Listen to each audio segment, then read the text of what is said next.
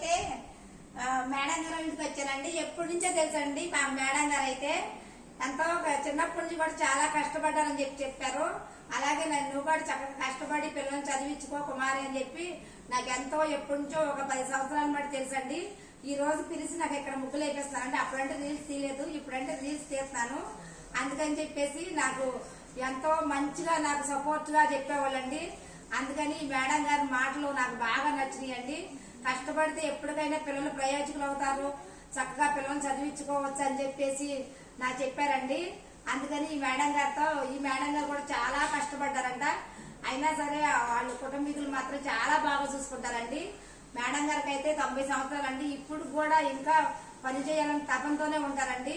ఆ పని ఏంటో ఆమె చక్కగా మంచి మాటలు చెబుతారండి. నాకైతే చాలా బాగా నచ్చుతారండి.